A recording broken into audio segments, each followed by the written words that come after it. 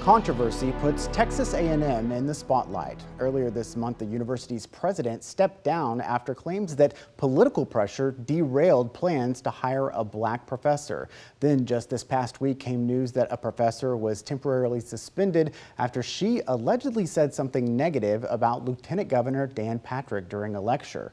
The events are bringing new questions about academic freedom at A&M. And for a closer look, we're joined now by Kate McGee, who reports on higher education for the Texas Tribune. Welcome, Kate. Thank you for having me.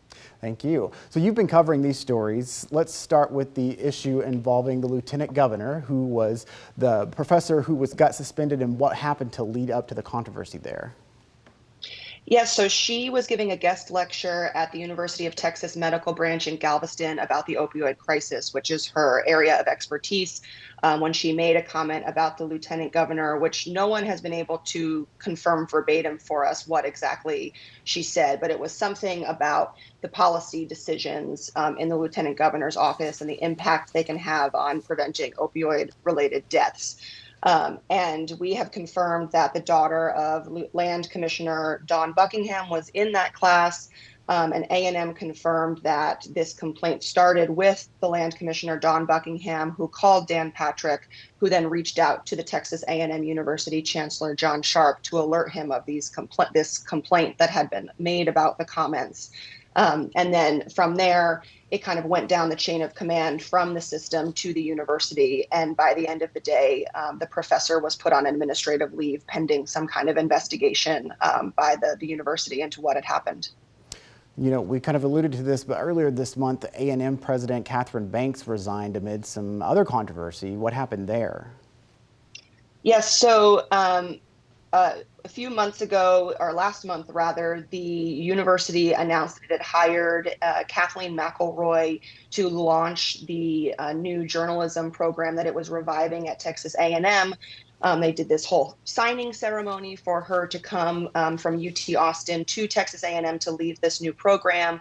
But as we reported, McElroy told us in the event between that signing June 13th, that signing ceremony, into early July, the university started to kind of walk back its initial offer to give her a tenured position as a professor and to run this program, and started offering different iterations of that agreement. First, she said it was a 5-year contract, and then ultimately they offered her a 1-year contract to teach, which she ultimately said she could not take, and felt like, you know, they were trying to say they did not want her there anymore. And that in that kind of back and forth, they had members of the university had alleged to her that there were outside forces unhappy with her work in diversity and her kind of background as a previous editor for the New York Times that had caused some heartburn with people in the A&M community, and was ultimately why they started to kind of walk back this negotiation. The university has denied that, but then suddenly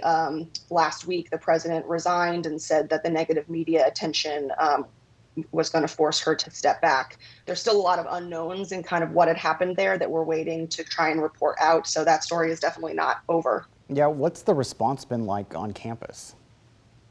The Faculty Senate at Texas A&M has been extremely vocal about their concerns and disappointment with how things have played out. They've had multiple meetings with the then university president, Kathy Banks, before she resigned, and with the system chancellor, John Sharp, about both of these issues. They announced earlier last week that they are going to be having additional conversations with the new interim or acting president, Mark Welsh, in August to try and get some more answers from him about what exactly happened with these situations, particularly the Alonzo case.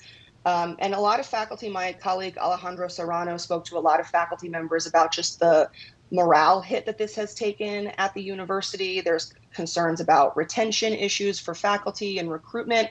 Who would want to come to a university where there is such blatant examples of political overreach? And I think there's just a lot of concern about what kind of reputation or damage that this has done to A&M's reputation moving forward.